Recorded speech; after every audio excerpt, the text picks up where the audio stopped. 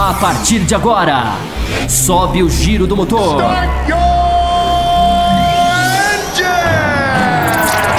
Está começando Café com Velocidade. Opinião e debate sobre o melhor do esporte a motor. Apresentação: Bárbara Franzin, Thiago Raposo, Thiago Rosa e Fábio Campos. Café com Velocidade, o seu podcast semanal de automobilismo. Café com Velocidade.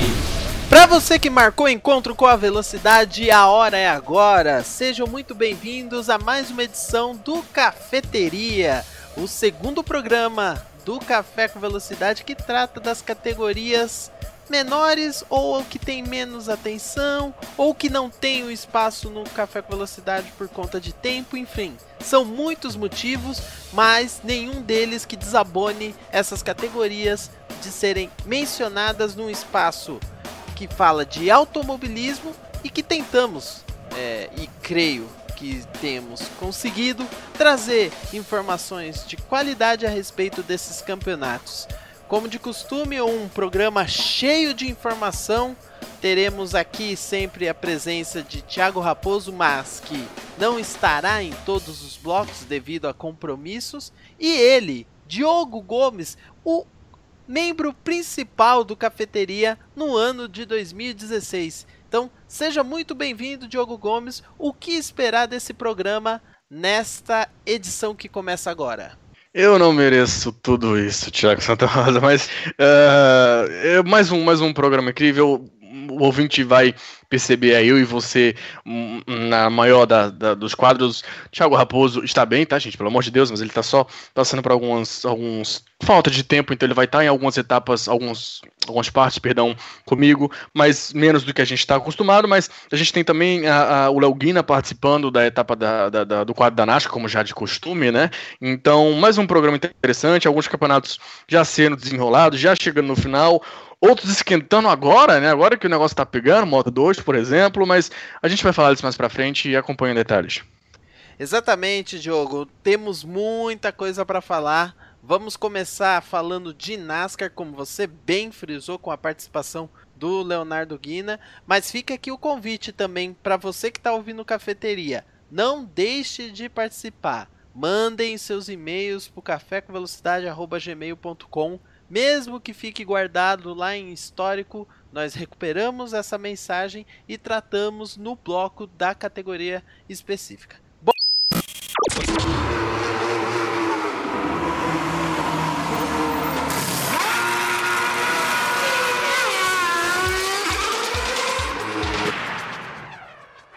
Bom, então vamos falar da Moto 2, essa categoria que está sendo uma surpresa enorme, Diogo Gomes. E antes de você falar do seu tradicional resumo, como que está o campeonato, eu vou falar a minha visão e é impressionante, né? Principalmente em comparação à última edição do Cafeteria. Nós tínhamos uma ideia de campeonato, uma visão, uma estabilidade entre equipe, piloto, que gerava assim uma ideia de vamos ter um domínio daqui para o fim do campeonato. E como é surpreendente e até como é gostoso ver que o campeonato mudou e temos uma disputa em aberto. Por mais que, nós vamos falar a respeito, as corridas talvez não tenham sido tão boas quanto esse campeonato ou a disputa pelo título pressupõe, mas a disputa pelo título tá animada, tá legal. Não é isso mesmo, Diogo? É exatamente isso, né? A gente teve um início de ano, principalmente com o San Luis, né, aparecendo muito forte, até meio característico, ele sendo constante, coisa meio que assustou um pouco, e o Zarco, né, o atual campeão, sofrendo, espantou todo mundo. E aí durante o campeonato isso foi mudando, né? Prometeu-se um campeonato incrível lá no início, todo mundo, nossa, a Moto 2.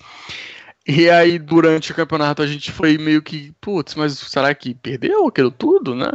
E porque o Zarco foi dominando, nada contra o Zarco, mas no momento que ele começa a dominar, e o Zarco é um cara perfeccionista, e quando ele pega pra dominar, realmente é difícil tirar dele, e ele foi levando, e caramba, tudo encaminhou muito bem para a mão dele, isso junto com o St. Louis tendo problemas, o Alex Rins se mantendo ali na briga, mas ainda assim um tanto atrás do Zarco. Então a briga ficou entre esses três, o Lute correndo bem por fora, mas enfim, no início do campeonato mais focado entre esses três, e foi assim até a metade, né, mais ou menos do campeonato.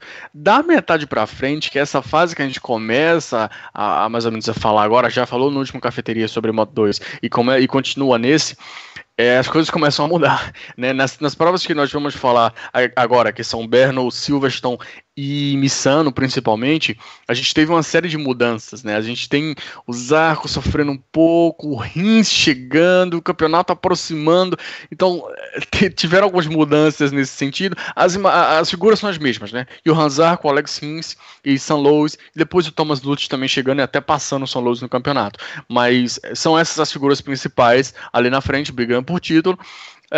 Durante a temporada tiveram essas subidas e descidas, algum melhor, outro pior, mas no geral são sempre essas mesmas caras e continuaram dominando nessas etapas que a gente vai falar nesse Cafeteria. Exatamente, Diogo. E antes de falar do campeonato em si, eu queria conversar com você a respeito de uma coisa. Nós estamos num momento muito bom da MotoGP, né?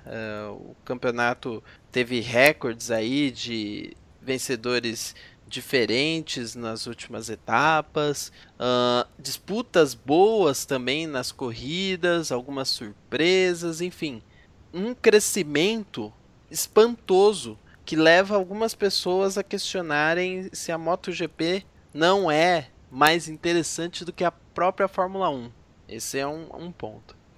Aí eu olho para a Moto 2 e vejo o campeonato do jeito que está, mas não vejo corridas que talvez poderiam ser melhores. E aí eu faço uma comparação de espetáculo em relação talvez com a categoria no automobilismo, que ela pode ser comparada com a GP2, que é a categoria que traz pilotos para a Fórmula 1, que são os pilotos que talvez estão um passo para a Fórmula 1 e que deveriam ser os mais bem preparados. Até pelo que nós vimos nas últimas etapas, a Moto 2 hoje ela está entregando isso.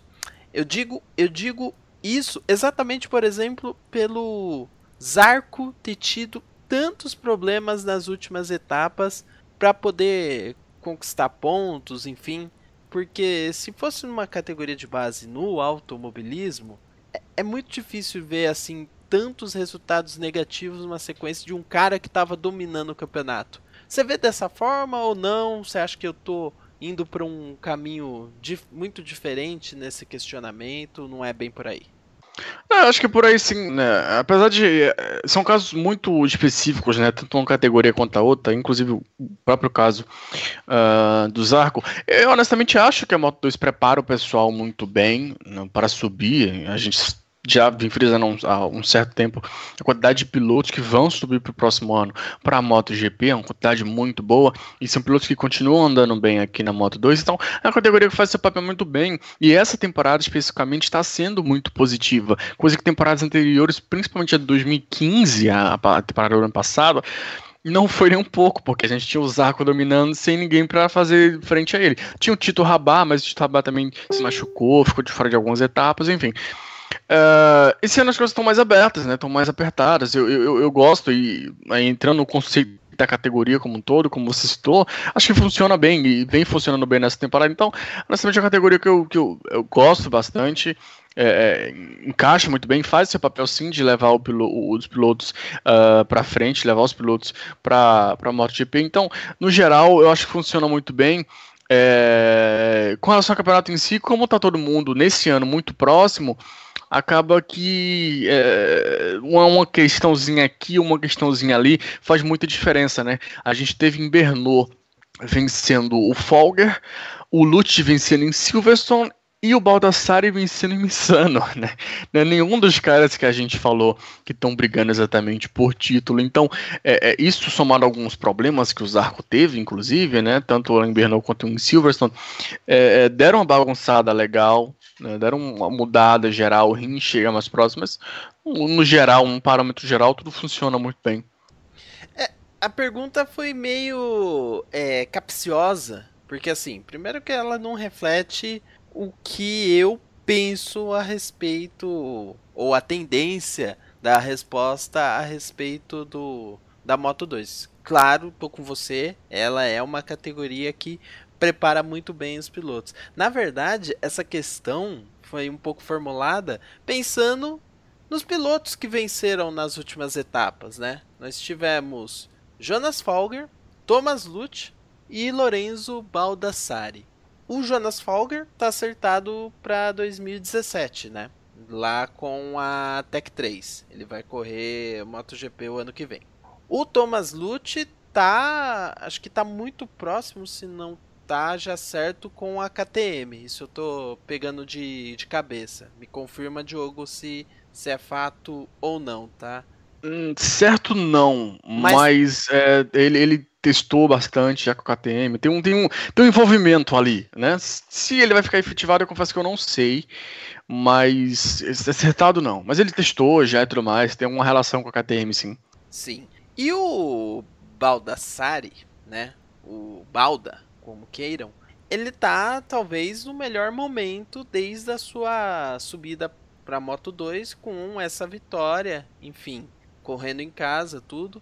E é um piloto formado na base das bases de moto, que é o Moto 3, né? Mas com passagem também para aquele Júnior, Red Bull Júnior, que é a categoria que tem antes da Moto 3. Então, assim, exato. É um cara que tem tá passo a passo subindo, e que nesse momento começou a se destacar. Tá certo que no campeonato ele tá bem mais para trás, mas são pilotos que chegaram um momento do campeonato que falaram, opa, ou que mostraram, opa, nós temos condições de ir adiante. Então a Moto 2 de fato minha visão, Moto 2 de fato é uma categoria que revela e sabe mostrar o caminho para esses pilotos para chegar na MotoGP adequadamente.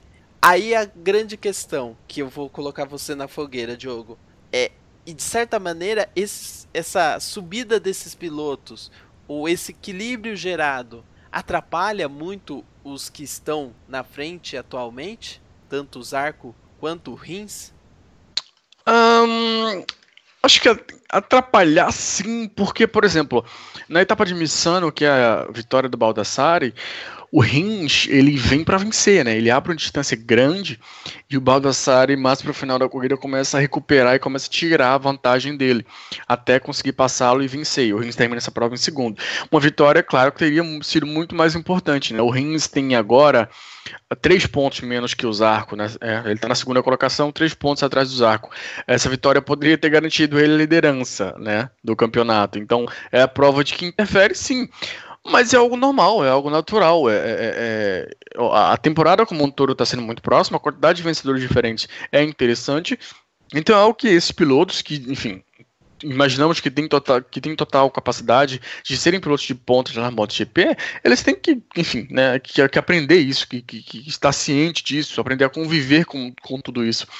Então eu acho que é algo bem normal do campeonato, né? Interfere, mas não é nada que vá chegar a esse ponto. Só deixa a coisa mais interessante, né? Porque enquanto a gente tem sei lá, um Zarco liderando, aí você tem o Rins, por exemplo, tendo que brigar ali com os 2, 3 caras, com o Folger, com o Lutz, com o Baldassarri, que não tem mais chance de campeonato, mas que estão bem ali na frente, para poder chegar, né, até o Zarco, até uma primeira colocação. Então, a briga como um todo, a qualidade das corridas é mais interessante, apesar de, como você falou no início, essas últimas 3 corridas nem foram lá tudo isso em termos de qualidade, de corrida em si, mas eu acho que deixa as coisas mais parelhas. Eu gosto, na realidade, dessa quantidade de vencedores. Silverstone foi boa. Silverstone foi foi bem interessante. Teve várias disputas, o grupo ficou bem unido. Agora, Pernod e Misano foi bem abaixo, né?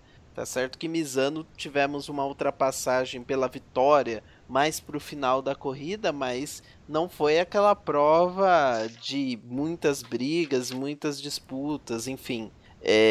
Aliás, sobre isso, o Diogo, eu tenho esse meu pequeno receio desses pilotos que saem da Moto2 em alguns casos acabam sendo muito afoitos ou tentam ir além do limite, né, das motos, que são motos de 600 centímetros de potência, né, de cavalos de força, né, perto dos 1000 da MotoGP ainda a diferença é grande.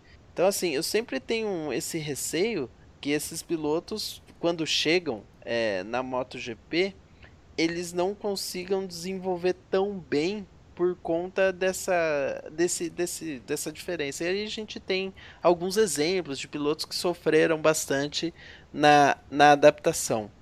Tanto o Zarco quanto o Rins vão ter esse problema? É prever futuro, né? É complicado. Eu acho, eu tendo a acreditar, apesar de eu ver mais talento, essa é a palavra, talento natural no Rins.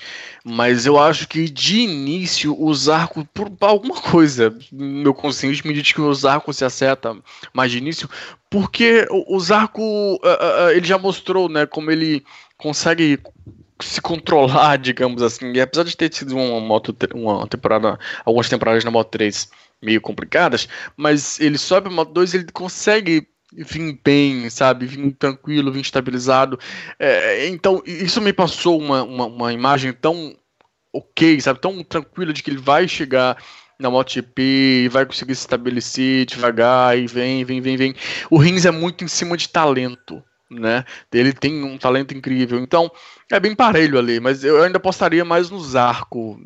O Folger é que honestamente, quando eu ouvi sobre a contratação dele, né, pela Tech 3, eu não entendi tão bem assim, porque eu não vejo o Folger tão à frente de pilotos como o Lutz, por exemplo, mas a Tech 3, né, a Tech 3 está muito mais disso do que eu, e a Tech 3 ainda lá atrás no ano já chamou ele, já recrutou ele, então imaginamos que deva sair alguma coisa ali, mas ele vai ser companheiro de equipe do Zarco, né, na Tech 3, então eu aposto muito mais no Zarco.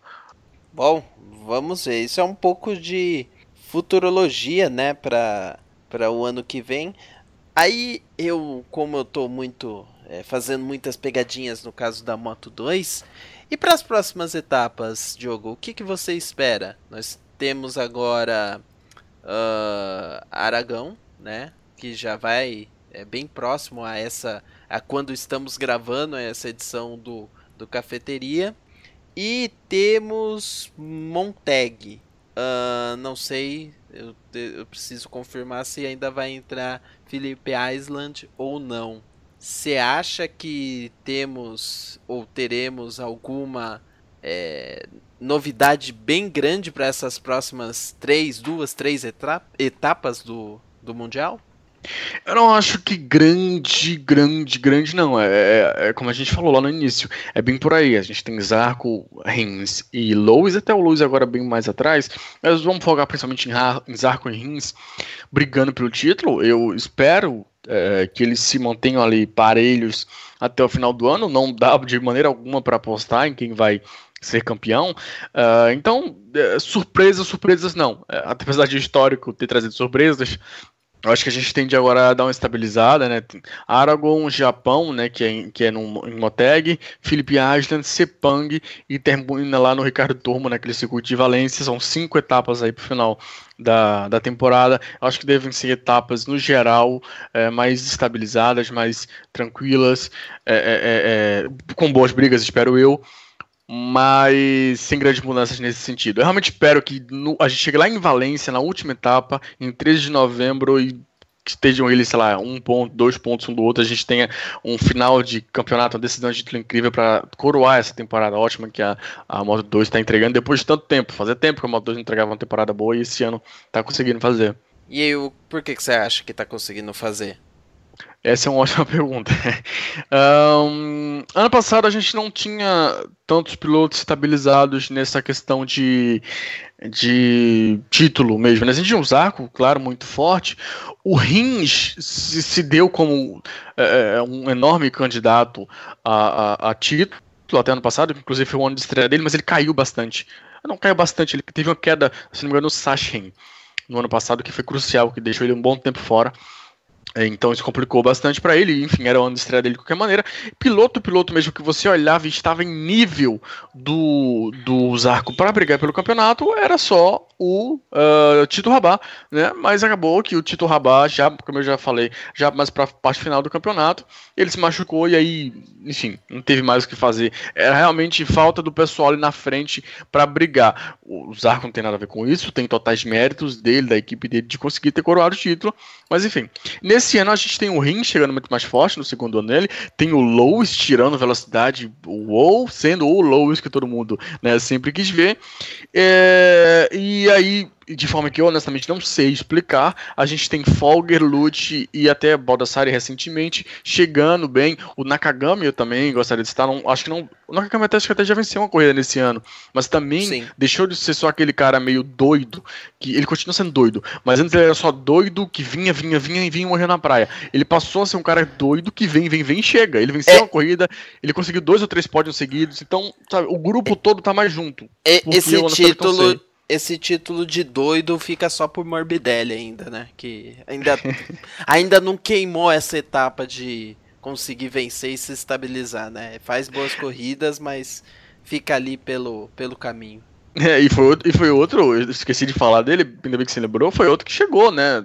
Não venceu nem nada ainda, mas agora em Misano, por exemplo, que foi essa última etapa, ele chegou a liderar no início da prova, liderou por algumas voltas, tem até seus brilhos aqui ou ali, mas enfim, no geral, nada demais.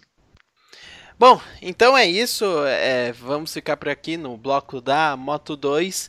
A Moto2, para quem não sabe, é transmitida pelo Sport TV. Ela passa um pouco mais cedo do que a MotoGP, mas num horário bem acessível a todos. Normalmente passa no horário europeu por volta das 7 horas da manhã. Como nós estamos entrando numa fase que o Mundial de Moto Velocidade vai lá para o Oriente, né? Depois dessa prova na Espanha, em Aragon, vamos ter etapas em sequência Japão, Austrália e Sepang. A Moto2 fica num horário, digamos, também bom. Não é no meio da madrugada, mas logo no início também, no horário, no sábado ali pro domingo, acessível para quem não for pra balada. Então fica aí o convite para vocês acompanharem, porque esse final de campeonato promete e promete muito.